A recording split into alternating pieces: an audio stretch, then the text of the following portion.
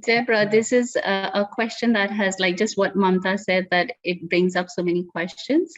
So the question that was coming up to me is that if you can share the ways that, if somebody wants to become a specialist in de-escalation study, or how it can be applicable in what all life situations that this can be applied to. Absolutely. So to answer your first question, these techniques are applicable anywhere, not just in mental health settings.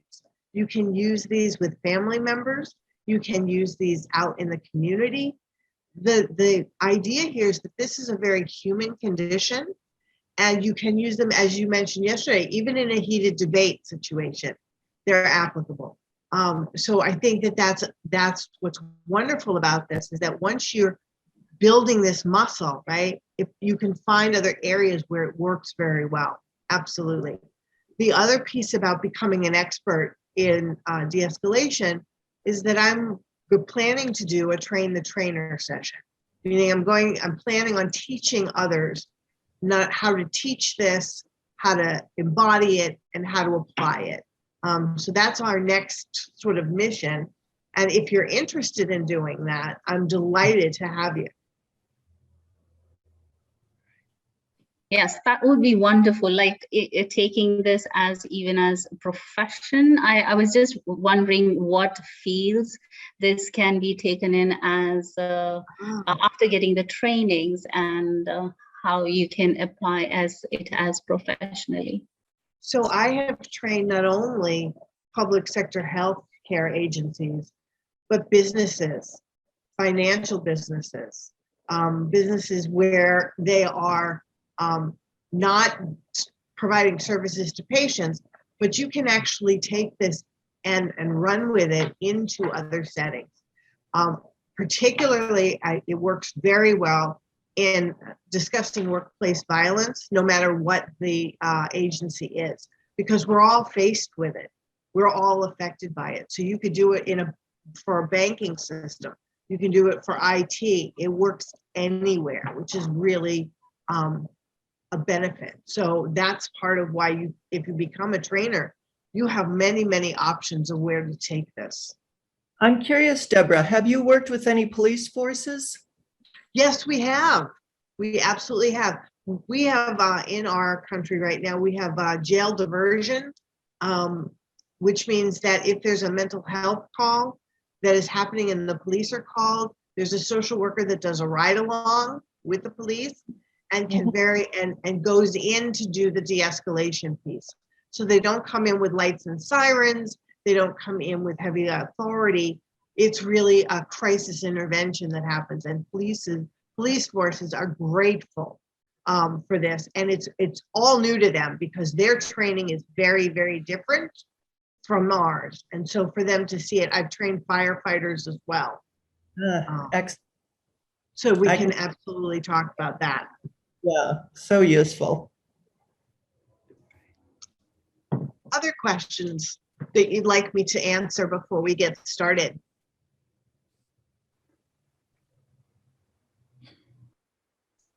Okay, so I think let's start next session. Sure. Yeah. Kala, yeah. So please start over to Kala. All right, thank you. Good evening, everyone. On this Sunday evening, I know it's not the best of times when you're getting ready for next week and probably, making the best of the holiday today. So welcome back to those of you who have already been here through the 3 sessions so far. My name is Kala Chakradhar. This is for the newcomers. My background is in social work. I teach at a university here in the US, and I'm also a clinician, and I specialized in mental health and substance use issues. I will be the moderator for today's session. And before I introduce the speaker, I'd like to let you know you could use the chat box to introduce yourselves and also to post questions, comments. We will pause in between a few times so we can address your questions and review anything as far as the presentation. So I'd also like to share a little bit about MAP, INDEAR, which has been a group of professionals, mainly South Asian, also non-South Asian mental health professionals who have come together, especially in response to COVID and what we are encountering as professionals personally, and also what's going on in our communities, how it has really strained families, individuals everywhere, and especially the focus is on India in terms of being able to look at how these strained situations can escalate, can really impact individuals in different ways, and it can test their resilience, it can test how much they can tolerate, and also test their resources in terms of how to respond, because this is new. And so what is the best way to deal with it without worsening the situation. So these series of trainings have been also part of this group of professionals to be able to support other professionals and learn from each other as well. So, and it's mainly on addressing violence in different forms, both individual, family, institutional, and at a larger level in the community, to understand that and to know how to assess it, to understand the skills associated with de-escalating, and also how to address a real situation if an episode were to take place. Okay, so we've had 3 sessions so far, and today's session will be to do with the actual de-escalation. So all along we've been talking about violence itself and describing that, but today it's going to be on how do we de-escalate if there is a potential violent situation. And so coming to the most important part, it is introducing today's speaker, Ms. Deborah Horowitz. I am happy, it's my pleasure to introduce her. She is a social worker by profession. She's also clinically qualified. She is based in Boston, in Massachusetts, northeast of the US. She has years of experience in practice, clinical practice, mental health. She's also an active researcher and trainer, educator in the healthcare field. Besides being qualified in various approaches to clinical work, she specifically focuses on aspects related to safety in the field of mental health, building hope, and healing. So many of her trainings are focused on safety in multiple ways when it requires people in situations where they are violent physically, or they experience violence in other forms, socially, psychologically, and so on, and how to address that. So her focus is on mainly offering that immediate response, and also to do with providers of care. So how it can cause fatigue when responding to these situations, and also how to take care of ourselves as professionals. So her professional experience has included training in multiple forms at multiple levels. She's created curricular training materials as part of that, based on her experience and what she's researched. She's also a leader, so she part of what she trains is not only models leadership, but also trains people to be leaders in their own communities and in their work. She's a team builder as well. She's won awards in the areas of her expertise, including teamwork. So I am very happy to welcome Deborah Horwitz. I also want to mention that we have Ms. Nancy Sweeney. She's in Mexico. She's also a clinician, and she is supporting us during these presentations. So you can reach out to her if you have any questions through the chat. So over to you, Deborah. All right. Oops. Hold on one moment. There we go. Yeah, Good sorry evening, to everyone. interrupt. Sorry, and I welcome you all. Today, 26 participants are there, and among that, Madam Veena Krishnan is here, General Secretary of MAP. Dr. Veena ma'am, we welcome you also. Yes, Yeah. thank you. Thank you Yes, to Welcome, Dr. everyone. Veena. Yes. Welcome, welcome. Yeah, over to Deborah, please. Thank you. Thank you. I'm so happy. This is my first session with you, Deborah. Oh, well, I'm delighted that you're here. I'm delighted to see familiar faces. Thank you. Please And carry on. I'm delighted to see new people. Thank So you.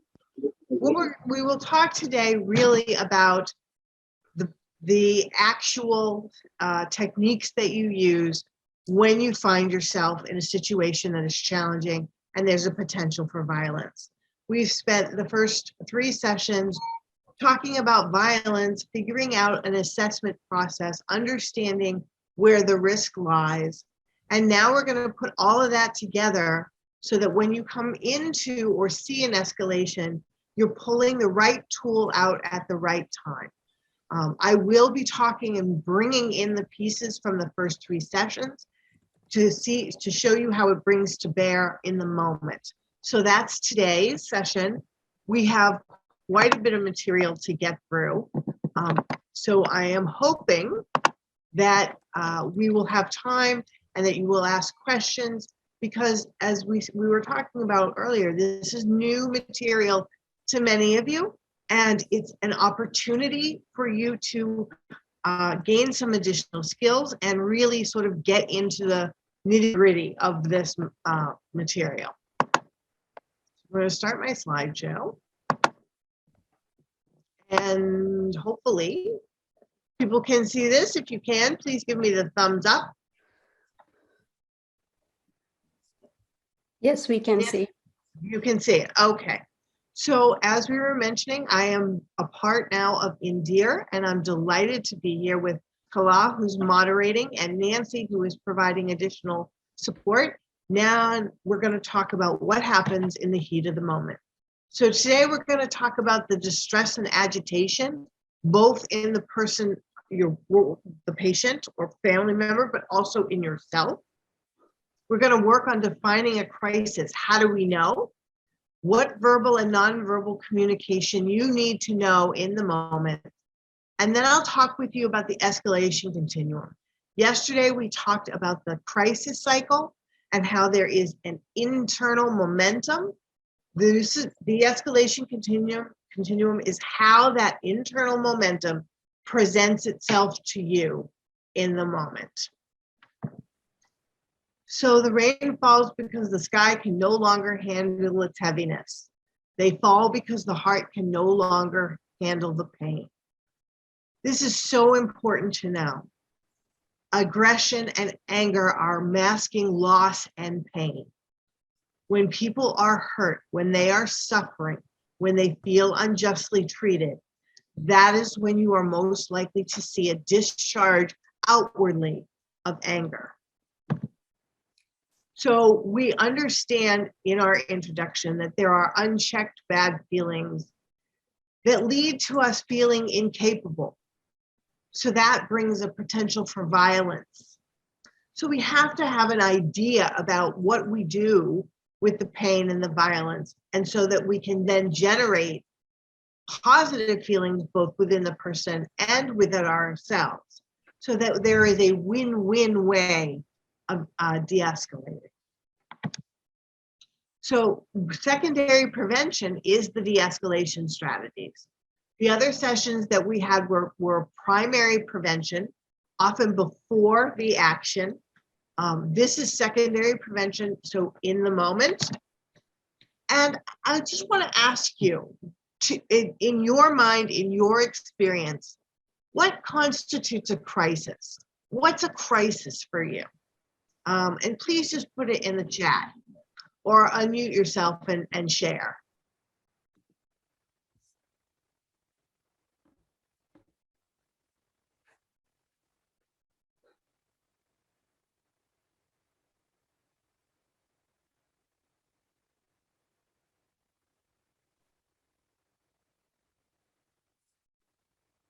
Do we have anybody typing? Things getting out of control, yes, absolutely. Just like in the picture. An unmanageable situation, yes, yes, yes. An unexpected event could be, absolutely. So when you're talking about not able to comprehend a threat, beautiful. Unstable, yes, yes, yes. Crisis can be a casual moment. Oh, I like that. Yes, it can, because any situation in which the individual perceives a sudden loss in their ability to problem solve and cope. It is an individual perception. We've spent some time talking about trauma and how trauma impacts the person based on the meaning that the person makes of that. And so trauma is in the eye of the experiencer, as is a crisis. What is a crisis to one person may not be a crisis to another. So it's the meaning that people attach to people and events that guides our reactions. So pain is inevitable in life. There will always be potholes. Suffering is optional. The meaning that we attach to that pain has everything to do with how we process it, how we deal with it, and how we interact with people who are also in pain. So I'm going to ask you to answer in the chat, which of these pictures do you think constitutes a crisis? Just put it in the chat or unmute and tell me which one's a crisis.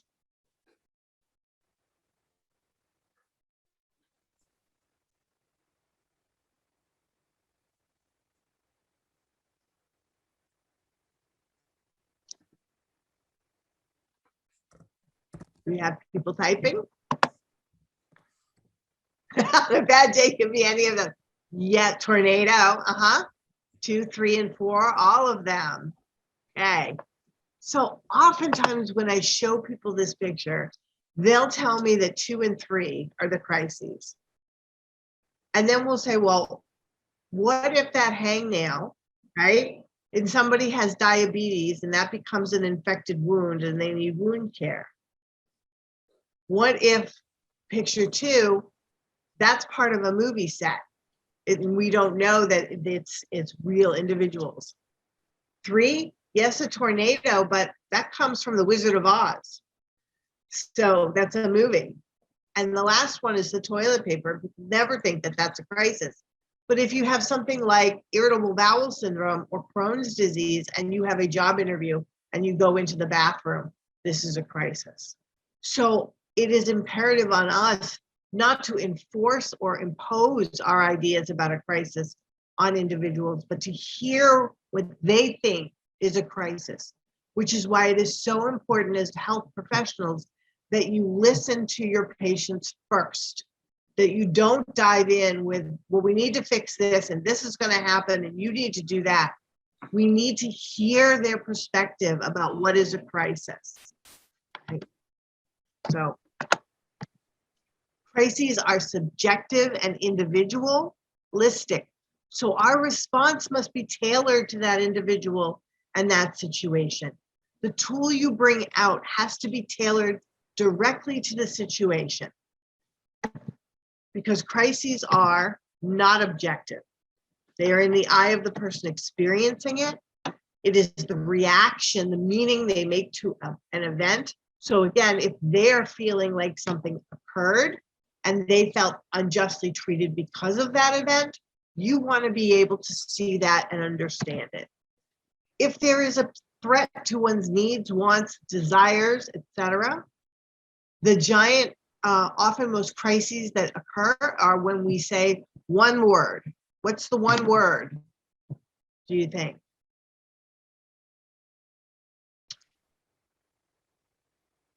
It's no. When we say to people no, without any explanation, without any discussion, that is perceived as a threat. The crises vary by type and severity. Those 4 pictures that we just went through are different for different people. So therefore, it's individualistic. And the crisis may or may not be life-threatening. It doesn't have to be life-threatening to be considered a crisis. And oftentimes clinicians judge crises on things like level of lethality or the likelihood that somebody won't be saved if this doesn't happen. And they miss the opportunity to avoid an escalation because the crisis maybe is not life-threatening. And so what happens when a crisis is occurring, our body is reacting, right? When we feel traumatized, these are the things that both we as human beings and our person served also experience. So we may have an accelerated heart rate and be on high alert, particularly if we have experienced different kinds of agitation and aggression before. We're kind of bracing ourselves, waiting for the other shoe to drop. We may have difficulty concentrating or trouble sleeping. We may have nightmares and flashbacks about what we've seen, what we've experienced. We know that in the course of our job, we hear and listen to some very, very terrible things around suffering. And we take that in sometimes, and we can experience these feelings as well. And this is not because we are weak. It is not because we don't know what we're doing and we don't belong in the field. This is what happens when humans are repeatedly exposed to traumatic experiences. So when we talk about physicians and healthcare workers who are leaving the profession in droves, often it is because they are experiencing these and have no way to mitigate the effect. Deborah? Yes, please. Jump in. We have an excellent question from, forgive me if I mispronounce your name, Andre. Asks, can we say some crisis is universal, like physical, sexual abuse, and some are subjective? So go ahead. So there are the big T's in the DSM-5 that are considered high-level trauma. However, you can have people who have experienced physical abuse, even within the same family. So let's take, if there is physical abuse within the family, the people who experience it will all experience it somewhat differently based upon their age, based upon their previous experience, based upon the meaning they attribute to the perpetrator. So for example, there may be physical abuse that a child says, oh, it must be me. It's something I've done, it must be bad. And they may begin to experience these. Another child who may be older may recognize that it is attributable to the parent's alcoholism and that it is it's an attack and lashing out. So even if people experience the same big traumas, the meaning that they're going to make out of that will be different. So in that way, yes, there are overarching, really big exposure traumas, but even at that, individuals are going to make meaning of it differently. And the reaction that you need is based upon their perception, not the larger umbrella. Does that answer the question, I hope? Please say yes, no. Okay. All right. So what does this look like in real time? Well, it looks like people are angry. They are yelling and they are swearing and they are using derogatory terms. I will reiterate again that if there are particular expletives, particular denigrating words that are said, so if you are the words being used at you bring you down to your base biological essence, you are seen as an object now. You are not seen as a provider or a person or a human.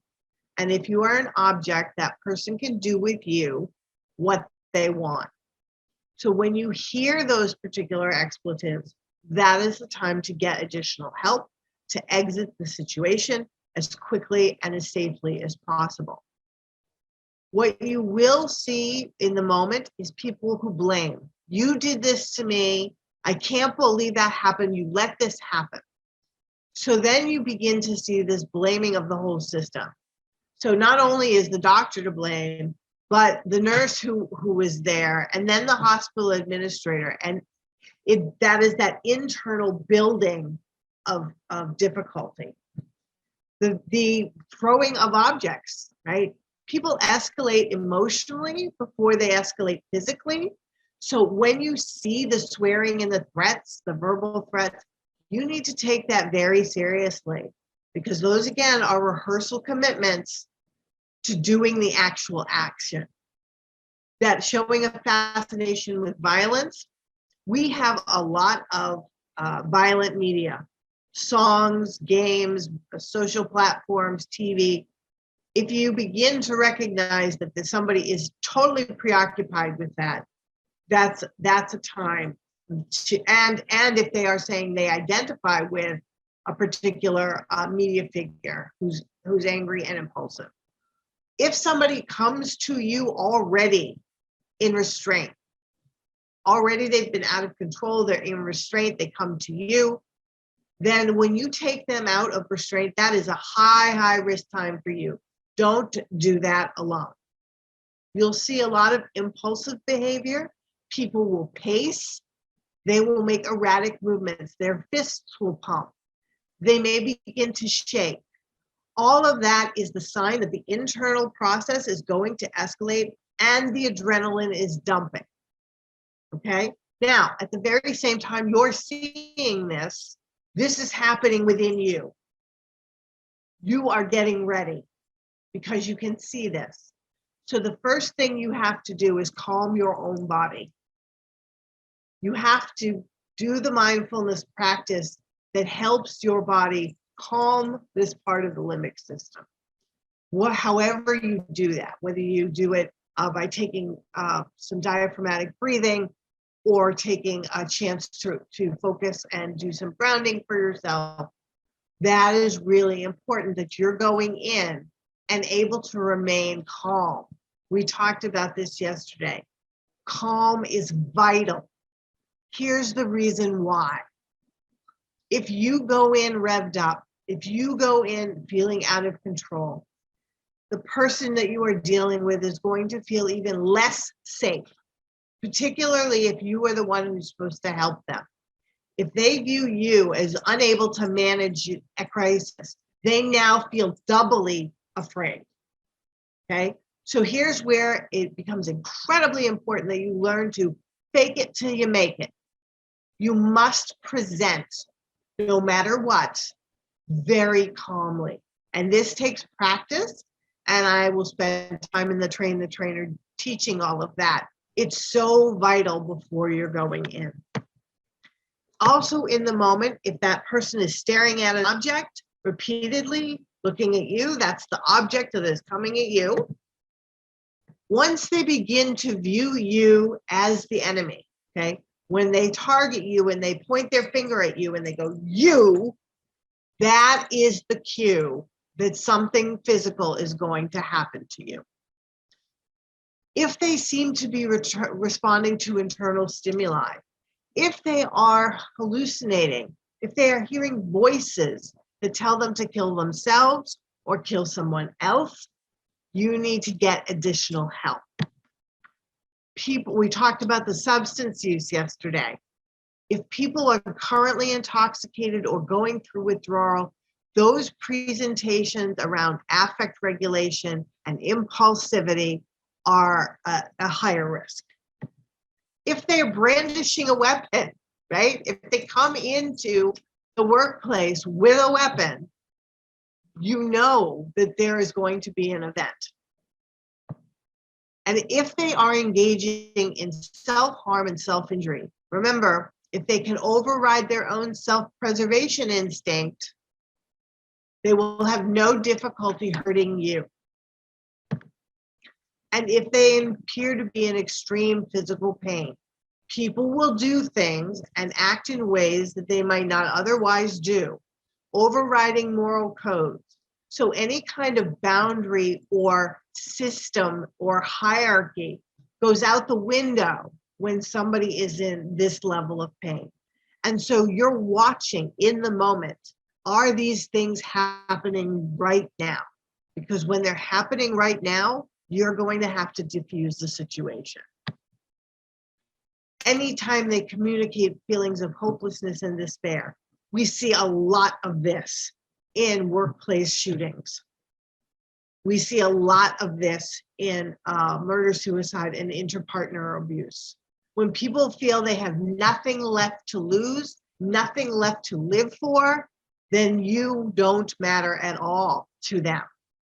And you become dehumanized. So how does this all then flash over in a mob?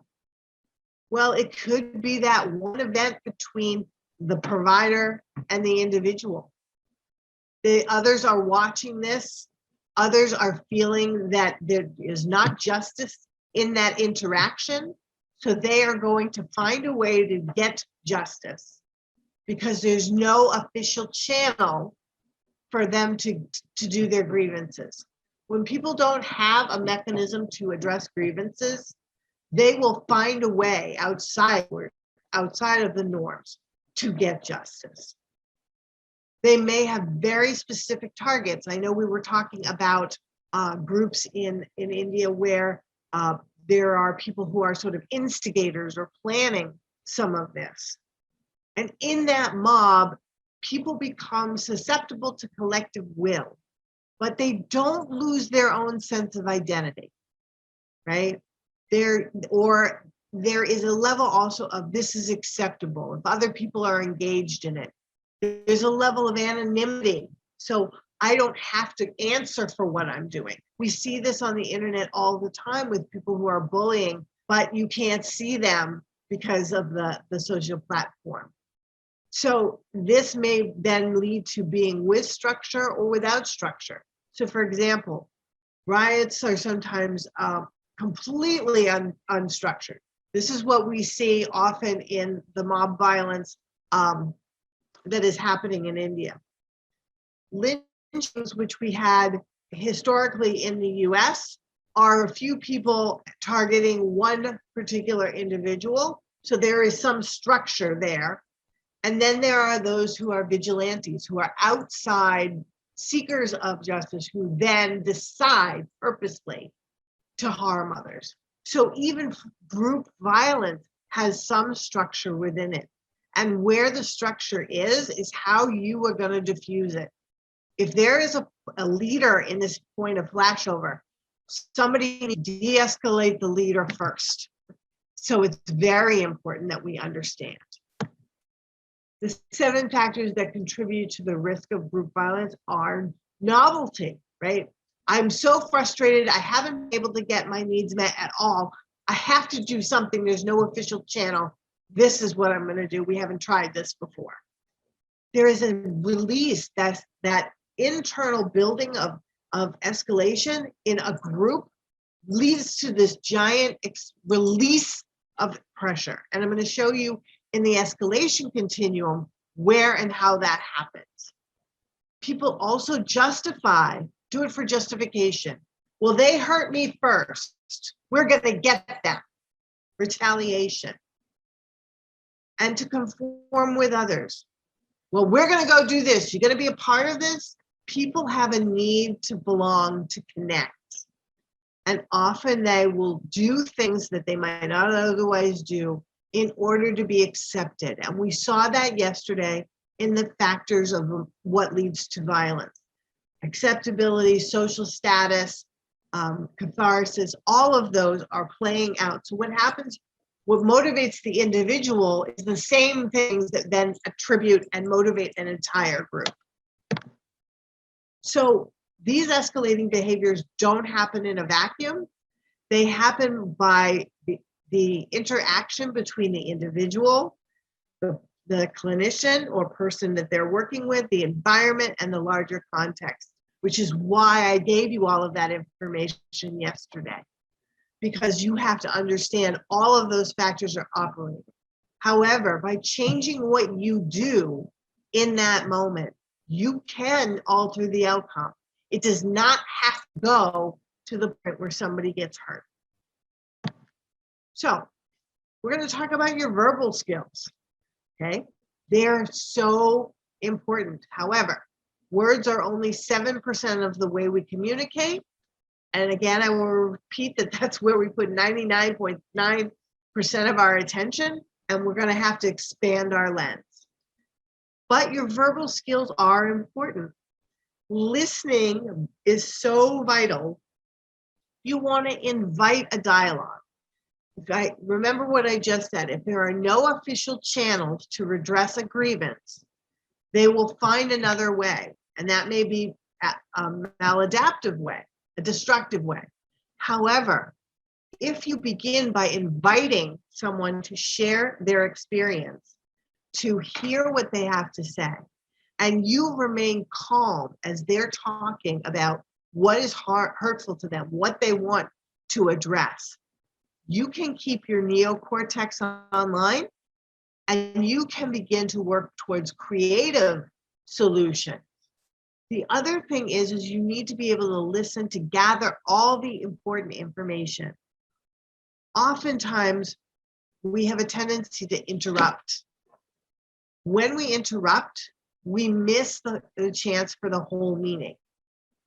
We get that only the first part, and then we make an interpretation about that.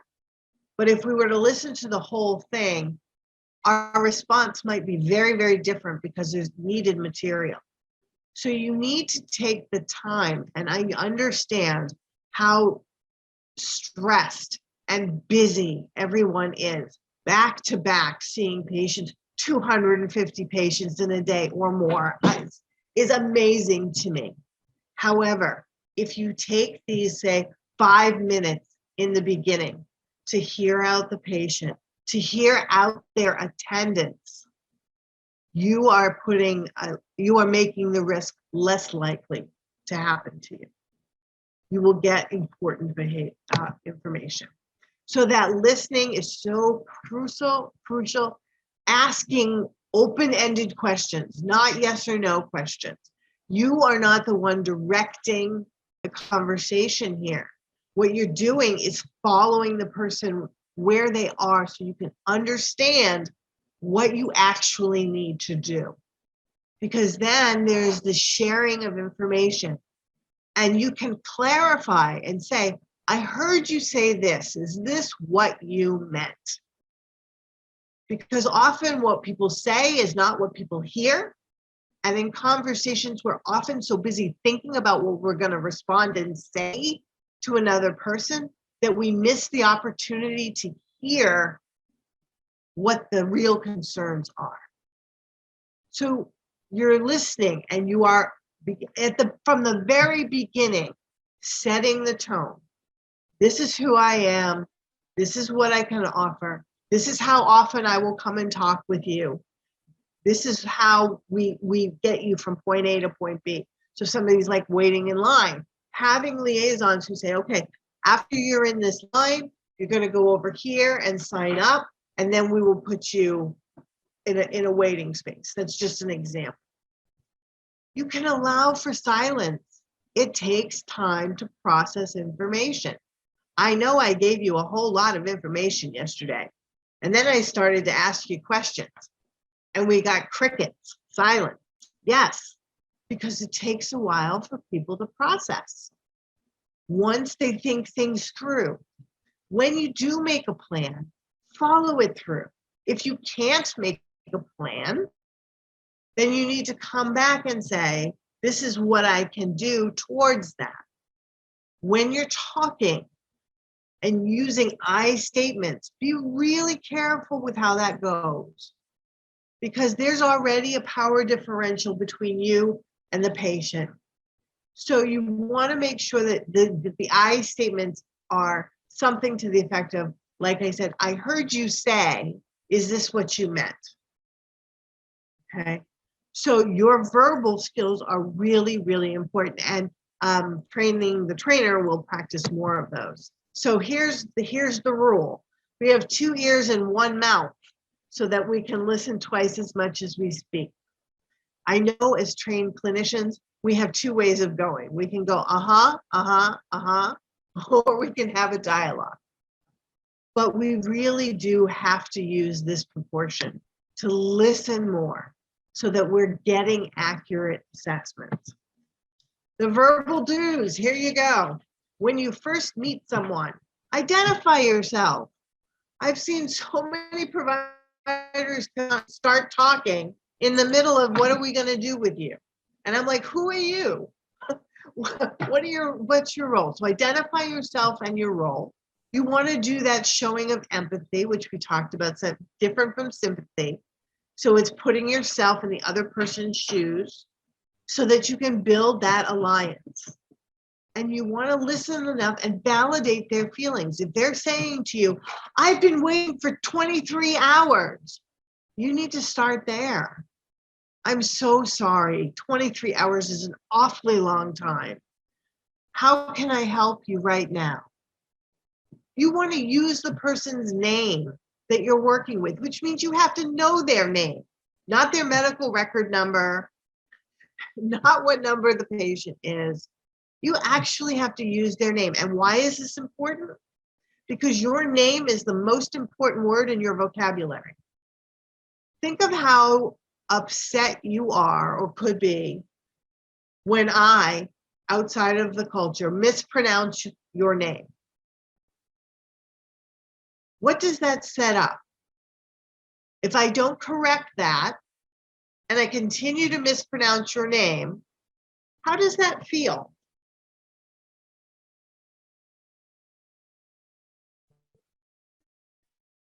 Well, you might think that I don't care because I don't take enough time to even figure out your name.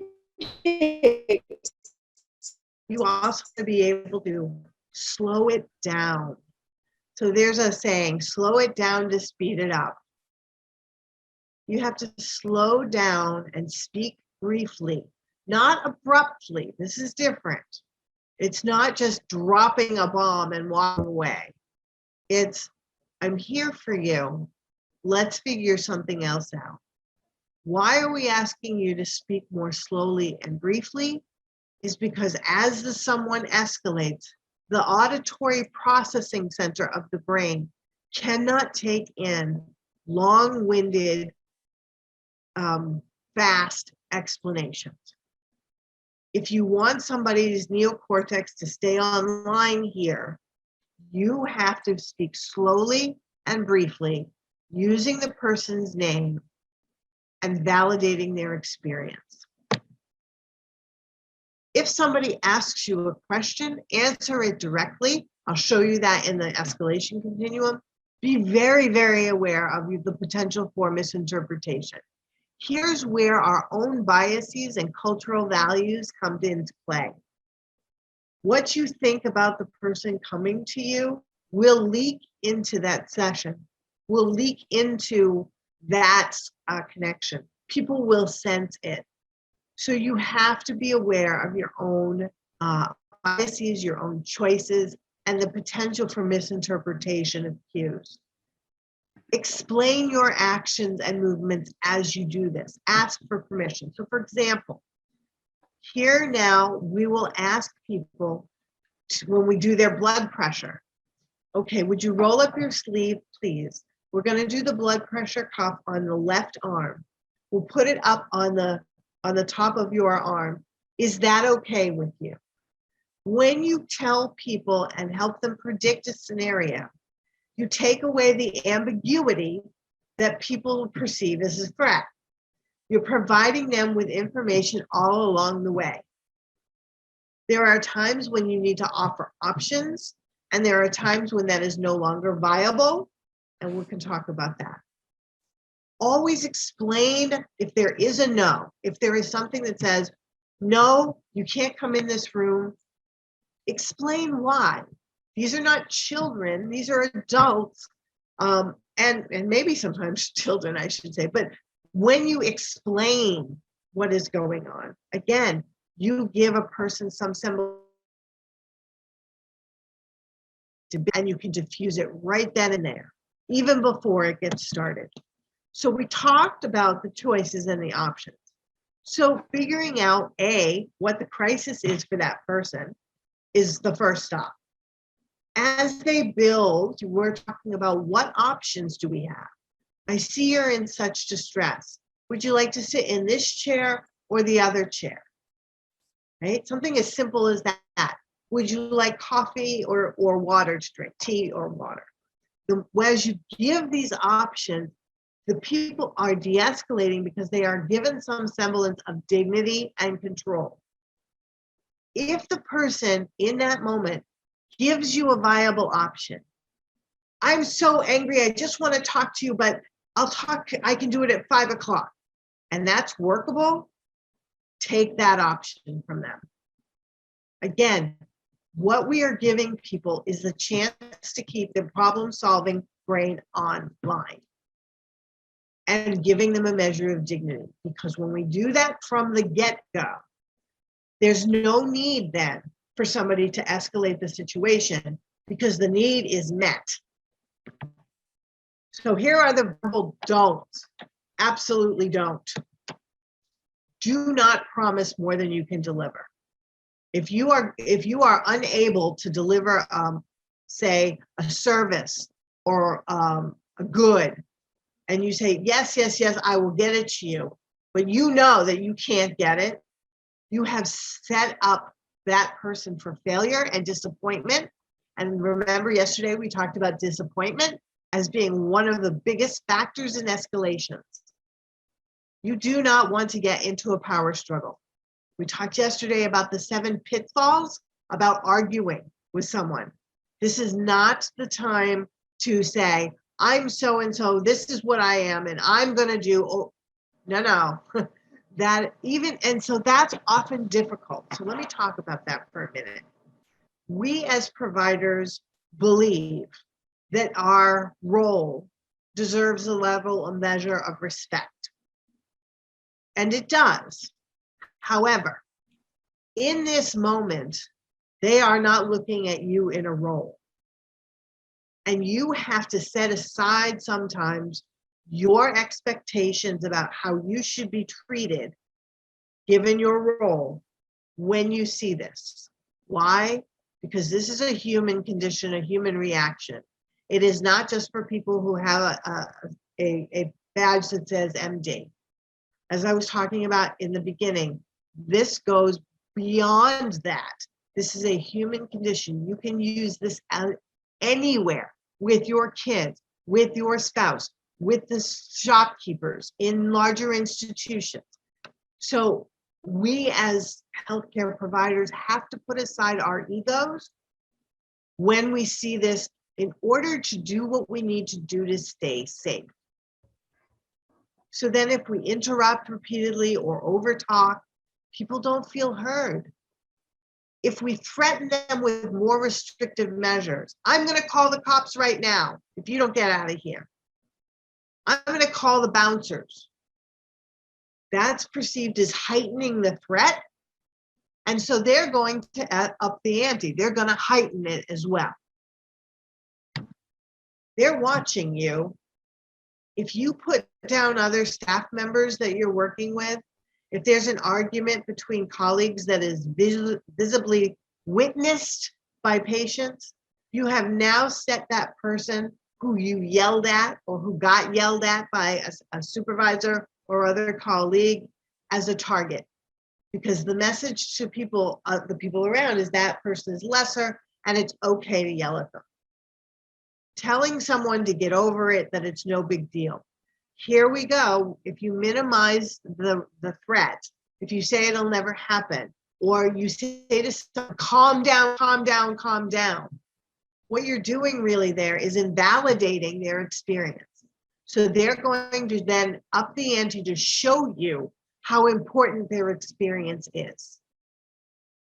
We also don't want to assume that a person who's quiet or silent isn't going to be violent. Often in mob violence, the leader never says a word at the beginning.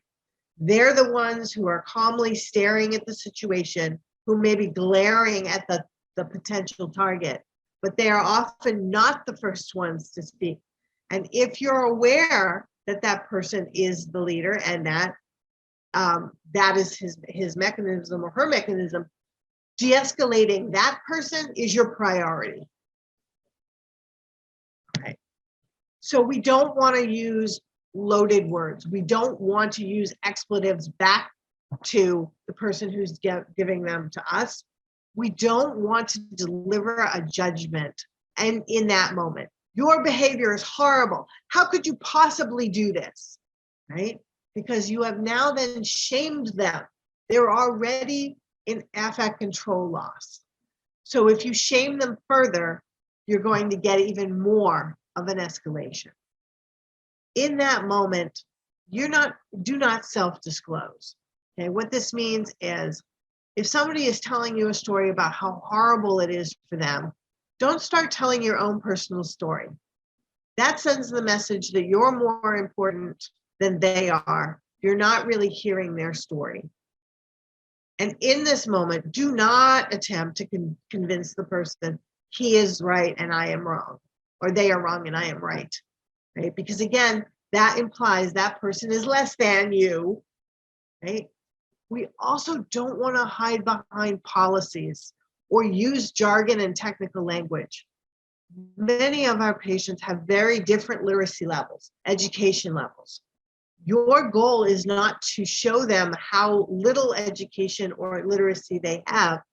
Your goal is to ally with them and give them the information in a way that they can understand it. That's your goal. So you may know all the jargon and the highly technical language, but when it comes to the patient and the attendant, talking in plain language is so important to keeping things calm. Here again is how we communicate, right? Verbal language, the sounds that we make, right? And how our body language works. So we need to be paying attention when people are escalating to their volume and their tone and their body language, which we're going to talk about now. So we've talked about the verbal skills. Now we're going to take a look at the nonverbal skills, the way your body works in this, the way it communicates to others. So this again requires that you remain calm. So whatever self-awareness, mindfulness practice, whatever activities that you engage in that bring you joy, that feel replenishing to you, that have a beginning, a middle, and an end, and a sense of accomplishment, are necessary for you to have the strength to calm your own reptilian brain in the moment. And so we're talking about how far away should we be, right? I mentioned in one of the sessions that you are connected more or closer to your spouse than you are to the mail carrier. Well, there's a level of space distance that is comfortable for people. We tend to think of intimate space, personal space, as anywhere between 1.5 feet and 3 feet.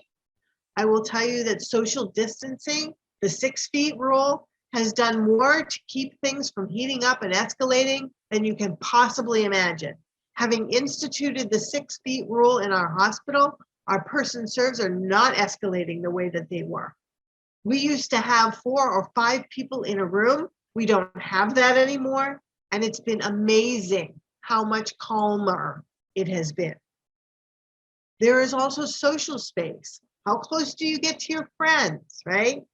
And then public space, when you're out in public, how close? And we're looking at anywhere between 12 feet and 25 feet. So when we think about people moving very quickly into our space, our bodies are going to react to that. They're going to see it as a threat. So you want to be aware of your eye contact. You don't want to stare someone down. Okay?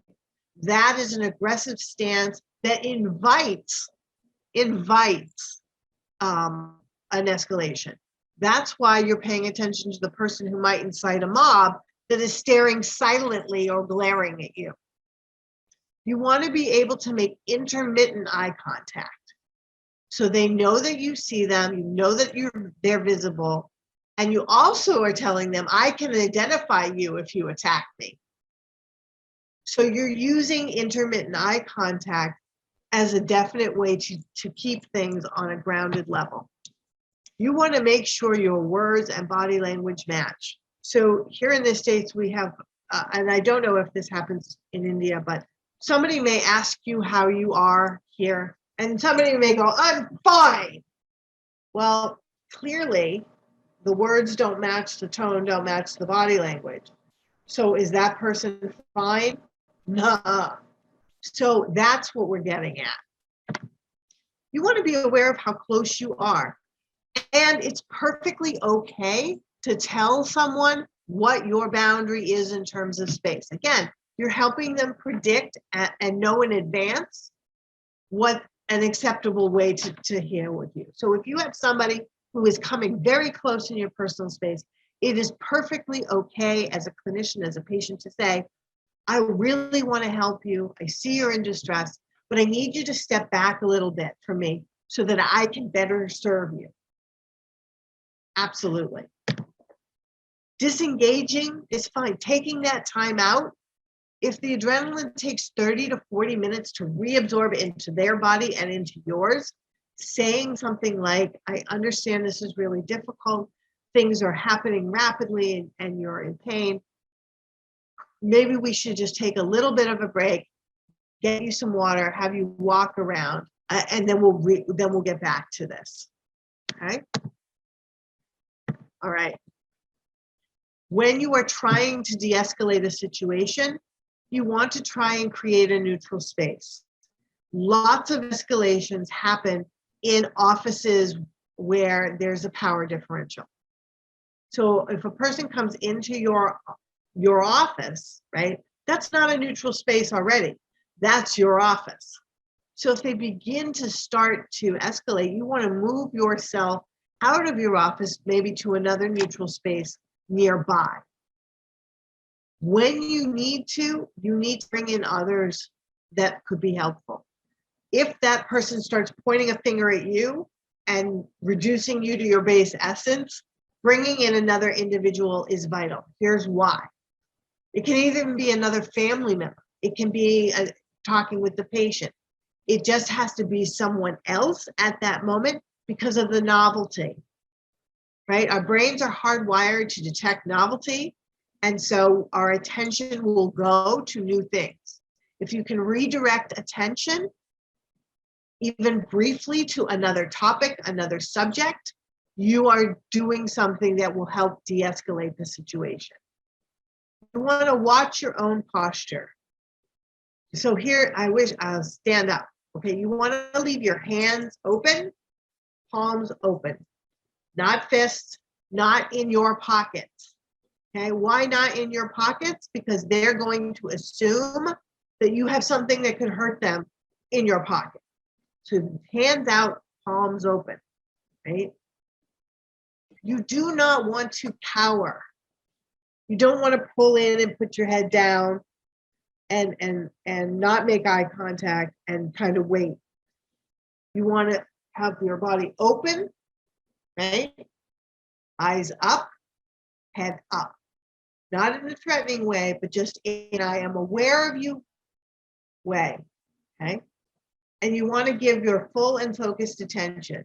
If your pager goes off, if the overhead calls you, if the telephone rings, that has to wait.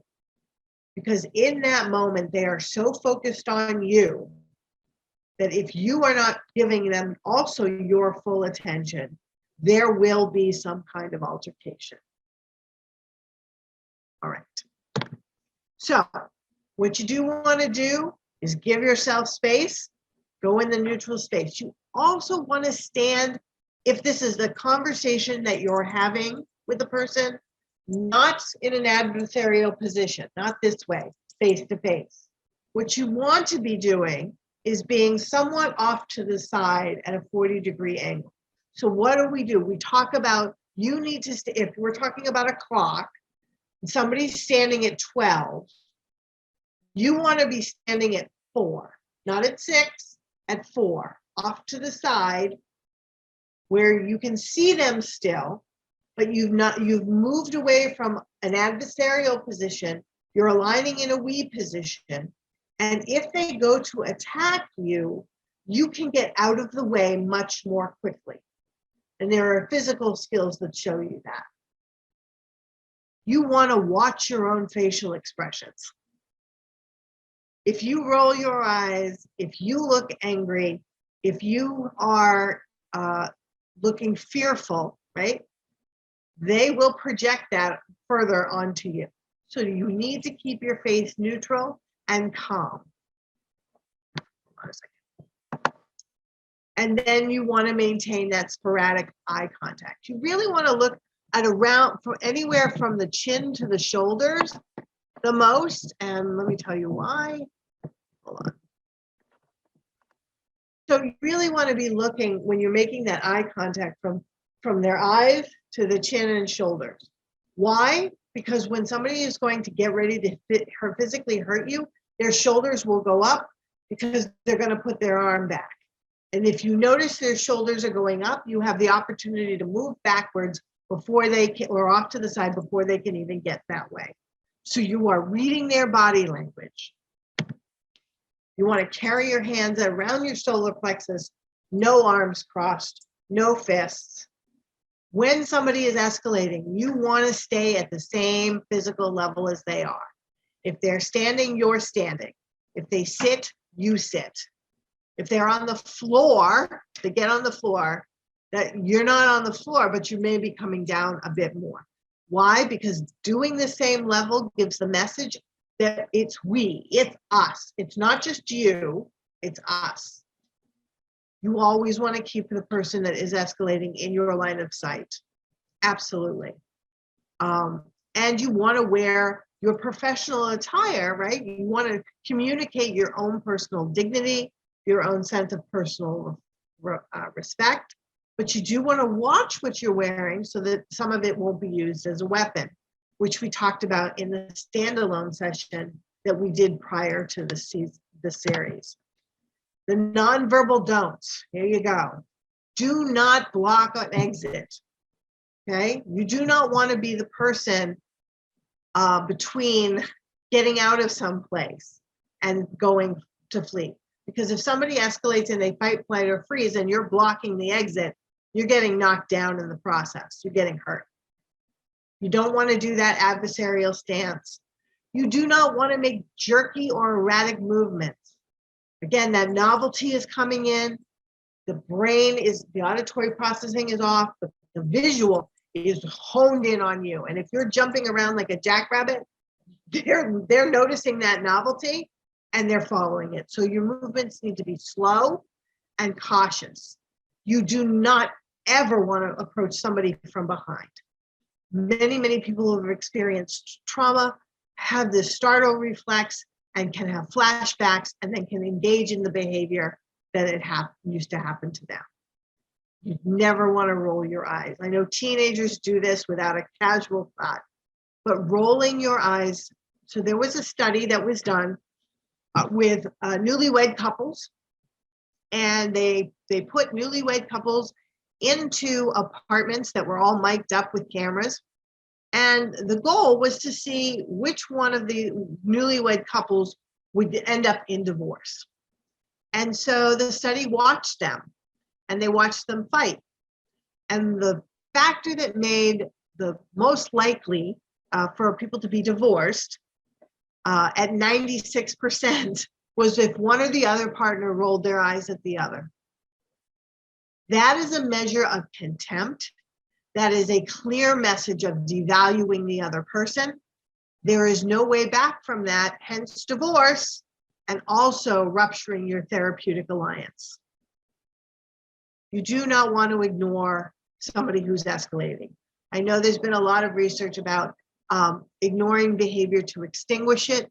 This is not appropriate here, because what you're doing then is saying, I'm not listening to you, you're not important enough.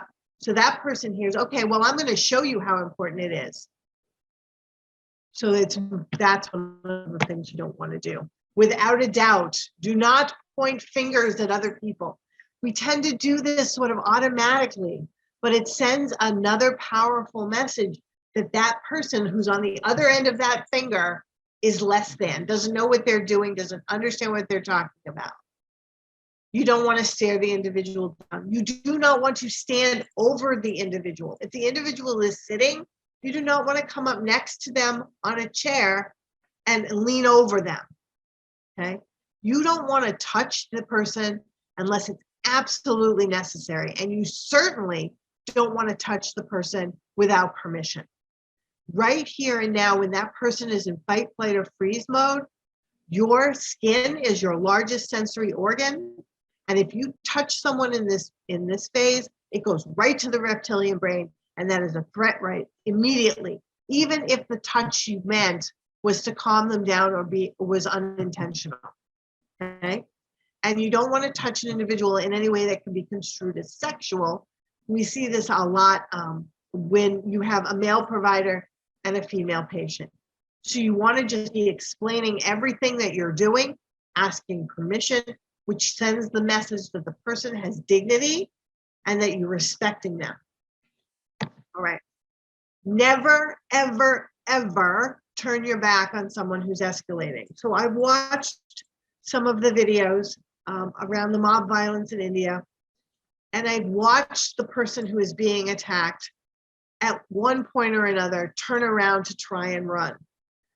That immediately sends the message, and you can see it in the video, that that person is the target, go for it. No matter how difficult it is, if you need to escape, if you need to get out of the way, you cannot turn your back on the individual or the group. What you need to do is slowly back out of the area. So here are the benefits of nonverbal de-escalation. When we give people physical space, we respect him or her. It's a message of respect. We're honoring their space. It's not threatening, so they can hear still because the auditory processing isn't activated, so their neocortex is still online, right? This is the time where you can do an intervention. You're also giving people an out, a way to get away if they need to. When you get in too close and somebody's got a flee mechanism, that's going to be very difficult.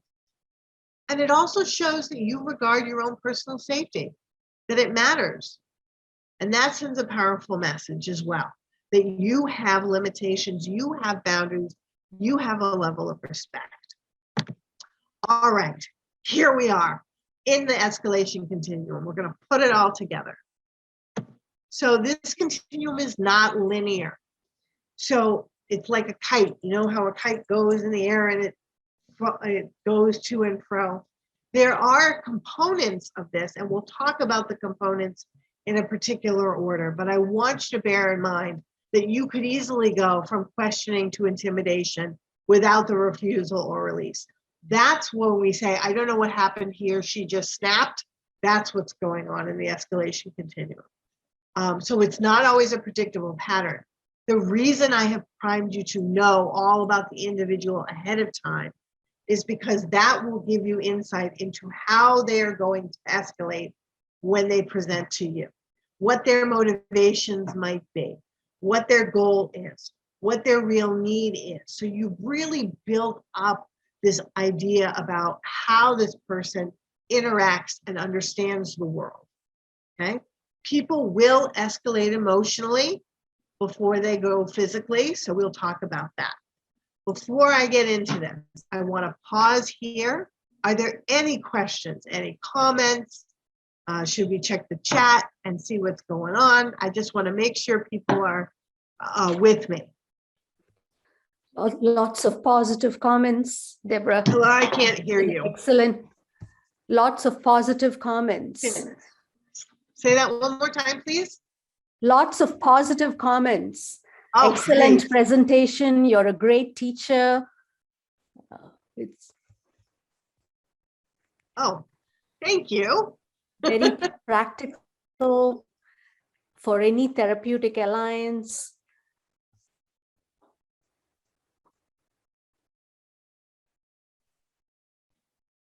It's wonderful. It's a beautiful presentation. Thank you. Thank you. All right. Then we will. There's one question I think here Okay. from Harjinder. Yep. What in case of a manipulative intention of violence? I'm Okay. not sure what that means. Well, I think that is if you know that someone has planned to come and hurt you. And even if they come planned, there are the cues, right? Because if they planned, they're probably carrying a weapon. If you think someone has malintentions toward you, you can ask them a couple of things straight out. Do you have a weapon on you? You know, and you can meet in a more open area. You can have other eyes with you. And that's really important. So if you think that you are significantly at risk intentionally, then you set the scenario where it's less likely that they will have a chance to act on that intention. And that was part of also the standalone about how we set up the office space where you meet people. So I can also reiterate and share that again. Okay. So the first thing that people do is they express a need or a want. They ask you a question, right? As a provider. Like, here's a great one. How long do I have to wait? How many of you have heard that one? Just give me the thumbs up if this is common to you. How long do I have to wait? Okay, here's what you do. Your response to that is short, direct, and accurate. Okay, you simply answer the question very plainly, very clearly. So John, the doctor, will be available in approximately 30 minutes. If you answer and meet the need, it doesn't go anywhere. It doesn't escalate. You've met the need. Okay. If for some reason you give them an answer that is ambiguous or untrue, and they know it's untrue, by the way, never, ever lie. Because that will inevitably be discovered and you will have ruptured the therapeutic alliance with the person and your credibility will go right out the window. And you become then more of a target. So if the question becomes ambiguous or it doesn't actually meet the need, you will get what we call complex questioning. These are challenging questions, evading questions. And they're usually things like, who do you think you are? What gives you the right to say this to me? Okay. The implication in that question is that they are feeling less than in comparison to you. So you recognize that right at this point, their shame is being activated. I feel less than, I feel treated unjustly, and you now are looking to interrupt that compensatory response that they have to make it right. So your response is not to say to, who do you think you are? Well, I'm the head of this department and I've had 15 years of experience and I know what's going to happen to this patient. Nah, that is not what happens at this point if you would like to go home in one piece. What happens at this point is that you're not responding to the personal attack. What you're responding to is the underlying emotion behind it. You're addressing the shame. So what you're doing is restating whatever request you made of them and then offering options to give them self-regulation and choice. So it could be something like this. Sam, it's time for group. Please join the others in the day room. We can talk afterward if you're still upset. It can be something like, we can take her blood pressure, and then after that, she can have juice, etc., or whatever. So you're restating the request. You're not backing away from the request, but you are then also offering some options with it. Do you want us to take your blood pressure at 9 o'clock or at 10 o'clock?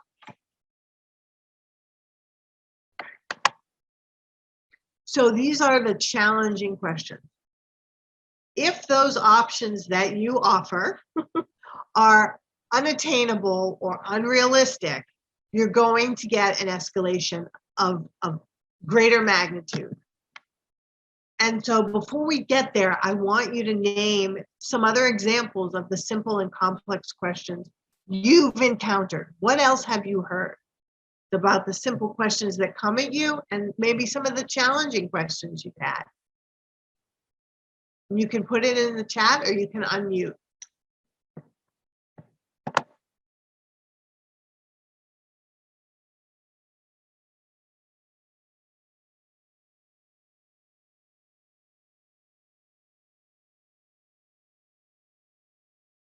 Okay.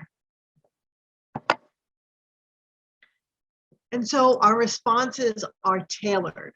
If anything, you're seeing that your response is tailored directly to what you're seeing. All right. Oh, I should back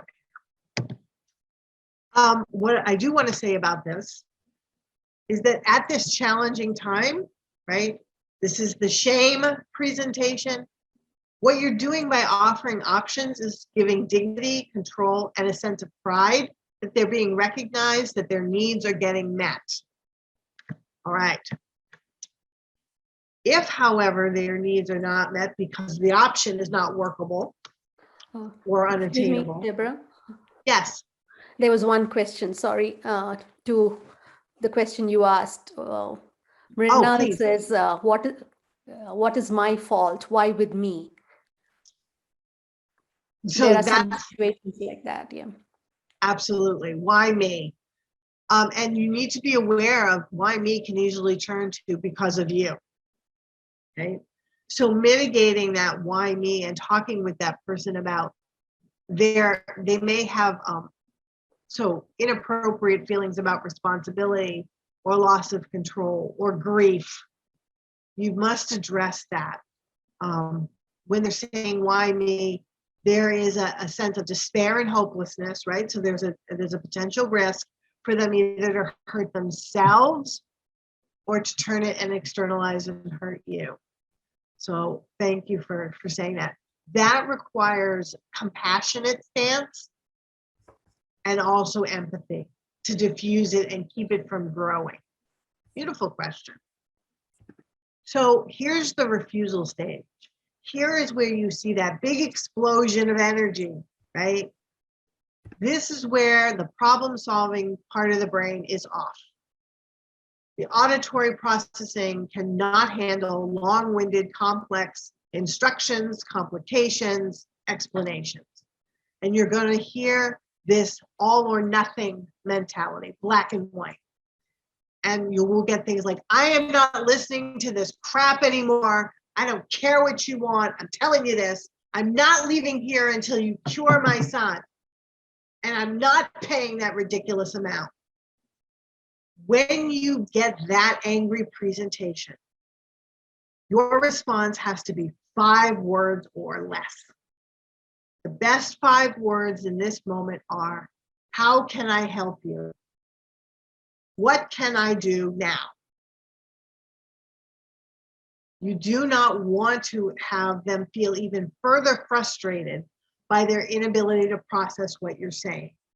So keeping it very simple at 5 words and showing empathy, which is how can I help you right now, is what the off switch is here, right? Because people cannot stay angry with somebody who they know believes in what they're saying and is willing to help. So empathy right here is your off switch. I'm not paying that ridiculous amount. I understand that that's a lot of money and you're worried about where it's coming. You're going to get it. How can we figure that out? Now, the how can we figure it out part is what you would say to the person. When they've calmed down, you can then say, I understand that this is a difficult amount for you to get. Right? So your first thing is to convey nothing else about concrete things, but about I'm with you and I hear your distress. If you don't show empathy, if you yourself get defensive here, if you walk away, if you are dismissive in tone, if you treat them as children, if you view them as having a temper tantrum, you've lost a lot of your protective factors, right? So, how may I help you? That best wonderful question. Please keep that in mind. Because then if you ignore them, if you're dismissive in tone, if you tell them that they can't behave that way in this place, they will release amount of information, escalation, that is a giant burst. And this will draw people to a crowd. This is when one becomes more. You killed my son. You just want my money. You freaking blah, blah, blah. There's no reasoning here. There's a complete loss of rationalization.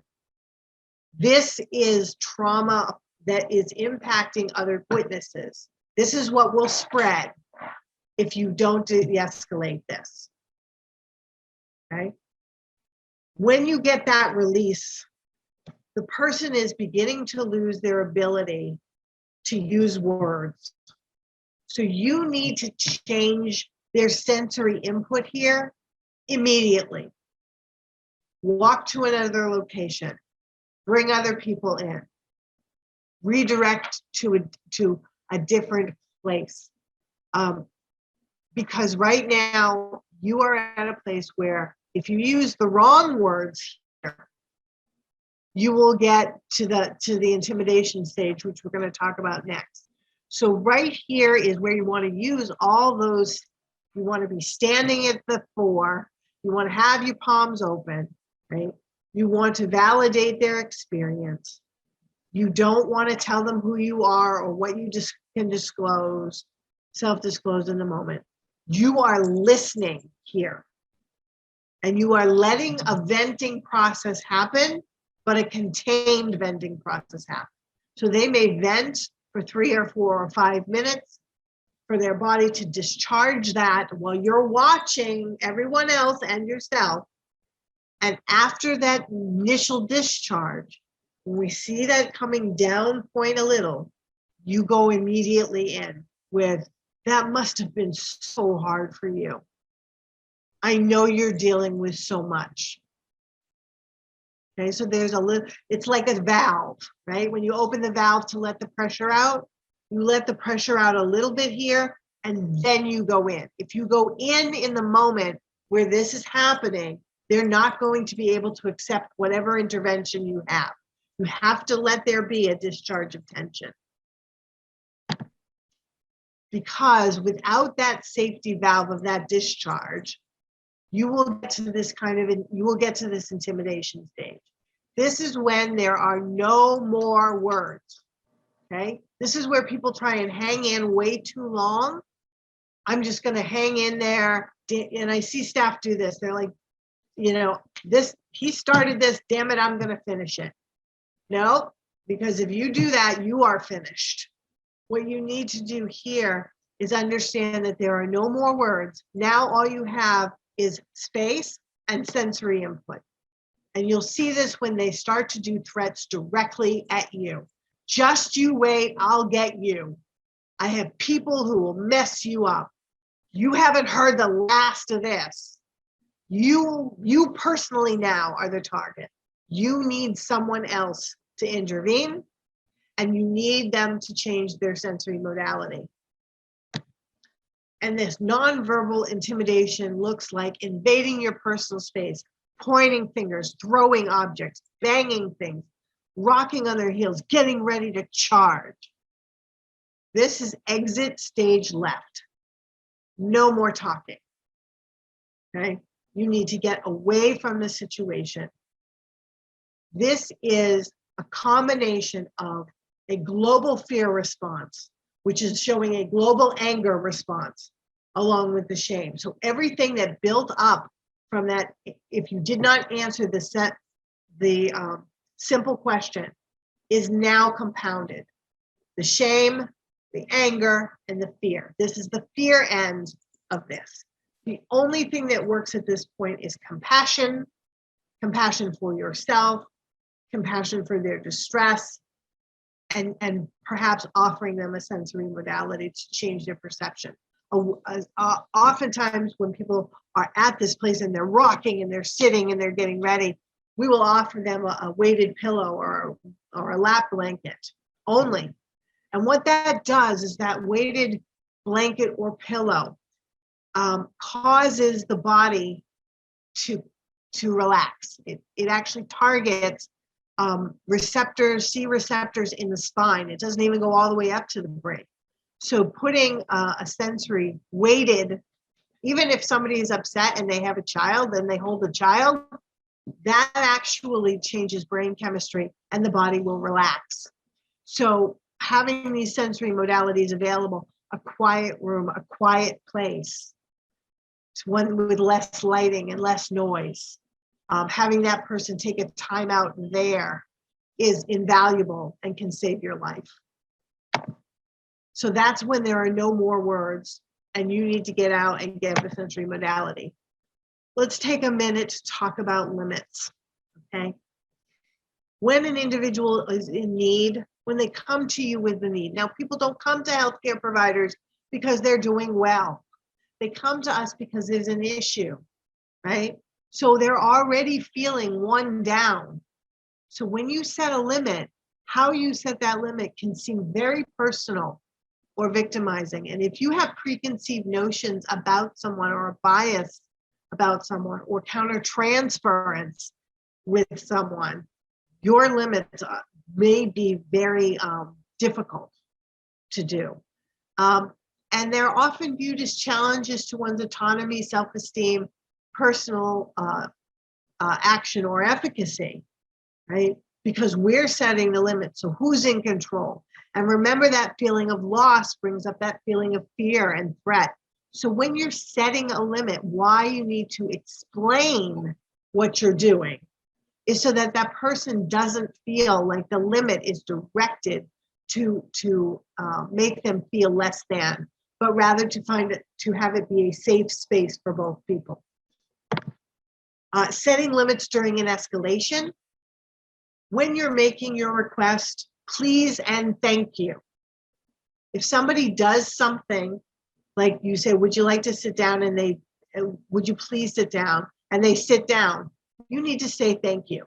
We often tend to forget that politeness and offering respect in the way that we speak to people has a lot to do with their reactions. We want to avoid authoritarian thank you stances, right? So you can't come in here, you know, you're not allowed until 8 o'clock. Anything that is seen as parental may fuel an escalation because these are not children.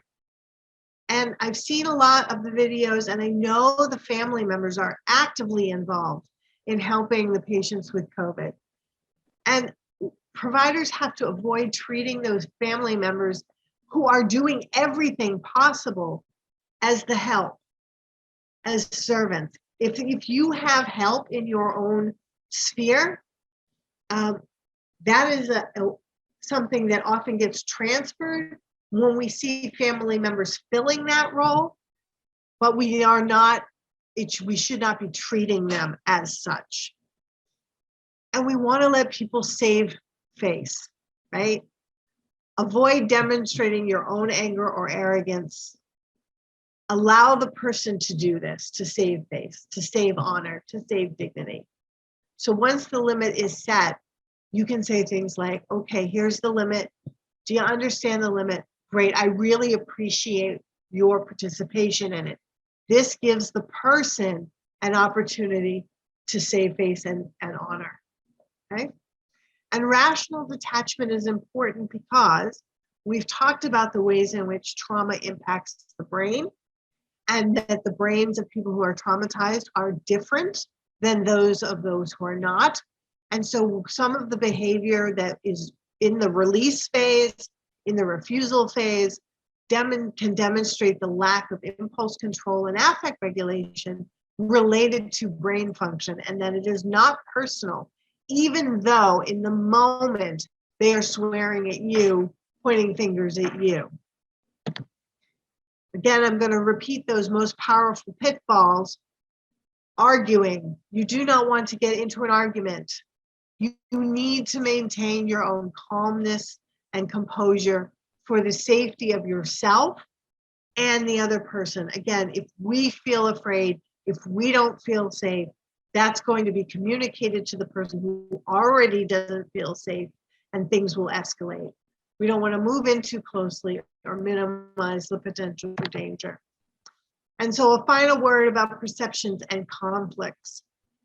Appreciating and getting into another person's perspective helps us distinguish between our judgment of people and our judgment of the problem.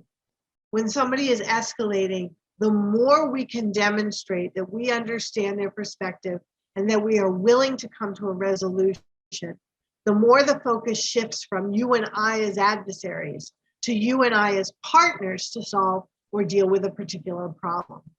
We also tend to attribute different behaviors from us as bad or willful. We often hear it as manipulative. So we need to think about how they developed that perception, right? And we need to address the fact that different behaviors, ambiguous behaviors, are coded as a threat. And so if we label something as bad or willful, that person then feels as if they've been treated unjustly because we're not understanding where they're coming from. And so these misattributions of motive about intentionality can lead to an escalation. And so understanding everybody's perception keeps that part of the brain that problem solves online, and you can be remarkably creative in finding possible solutions or working towards a goal. So that if you change the story and you change the perception, change in you, change the world. Empathy can save your life. Responding appropriately with the right tool at the right time can help you and the person who's in distress stay safe. And that is the most important key takeaway from this. I want to open it up to questions right now. I know I have given you an inordinate amount of information again, but I would be delighted to hear from you about your experiences, about anything that you found interesting or new in this. So I'm going to be quiet for a moment and let you either unmute or put things in the chat.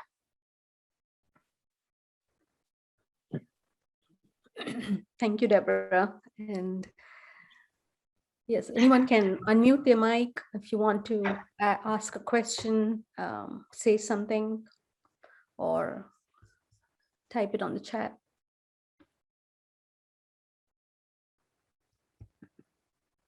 Okay, Radha Ayangari says, thank you very much. Learned a lot in today's session. Thank you. Yeah.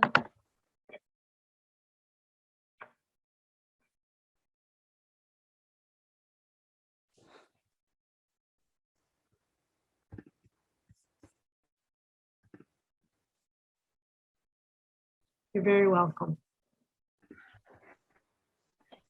Excellent.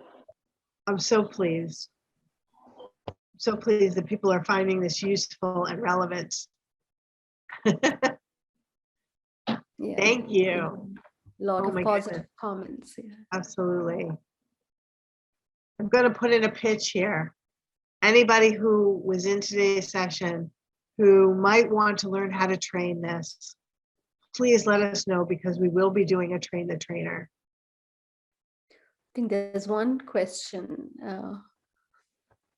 If the victim is too much resistant, If the victim is too much resistant to any of your interventions, could you clarify what you're asking, please?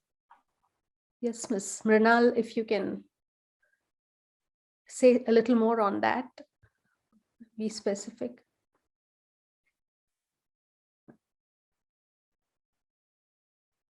Oh, in first session.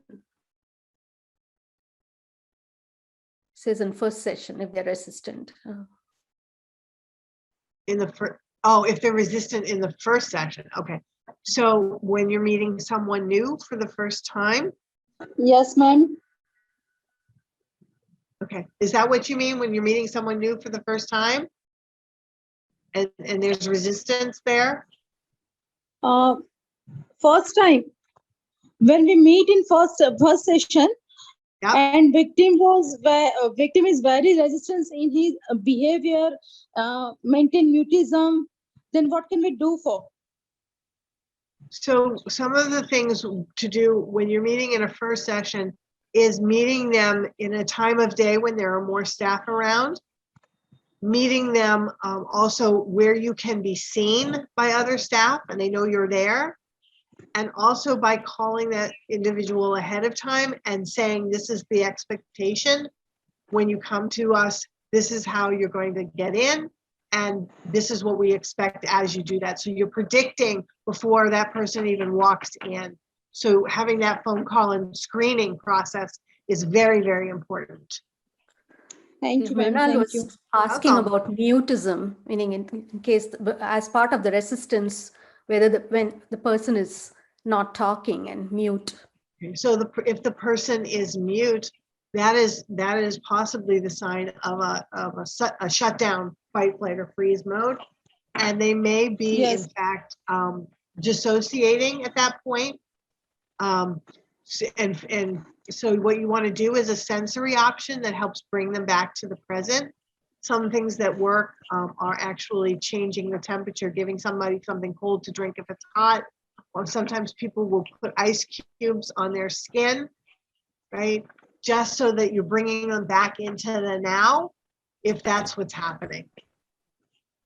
Okay. Okay, thank you. Okay. There's you another please question reflect from upon- Swati. Can you please reflect upon dealing with pent-up anger and sudden physical outbursts? So when you have something like a sudden physical outburst, like I don't know what happened here, she just snapped, and you recognize that it is a cumulative effect given whatever just happened doesn't warrant that level of reaction. What you want to get to is, boy, you must have been in distress about this for a long time. I'm sorry you've had to carry this. And so you're really getting to the underlying feelings about it. And you're showing empathy. And oftentimes what you'll get back from that is, you have no idea how long this has been bothering me. Would you recommend acknowledging the original source of anger? Absolutely, absolutely. The original source, validating it, understanding how that person took that situation and made meaning out of it. Beautiful, yes. It doesn't necessarily mean, however, that the original source of anger was an objective thing. It can be a perceived slight, so we want to be careful there.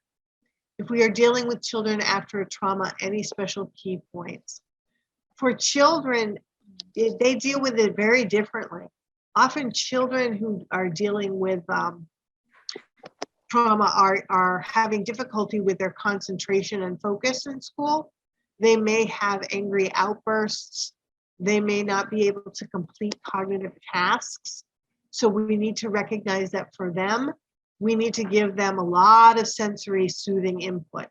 So things like transitional objects, like items that they can carry with them that provide a measure of safety and sensory input of softness are very, very important. when you have children with trauma.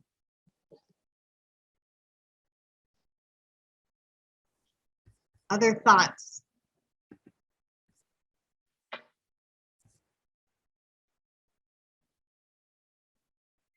I'm so pleased that people enjoyed this and found it very beneficial. Well, Yeah, before people leave, I just want to remind that our last session, the next session, the last one will be on Tuesday, the same time.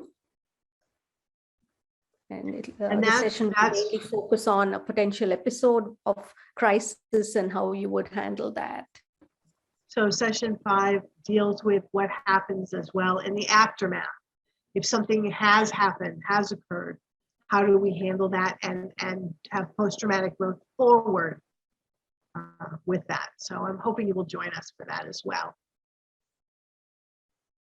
Thank you, thank you. Well, I wish everyone a good rest of the evening.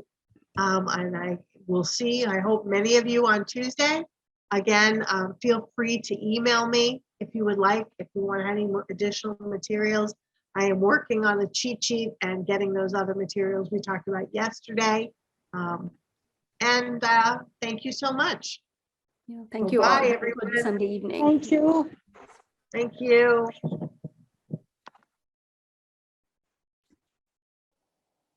Thank you, ma'am.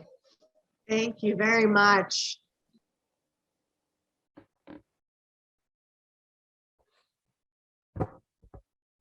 Great. Nancy and Kala, shall I send you a link? Yeah. Okay, will do. Mhm.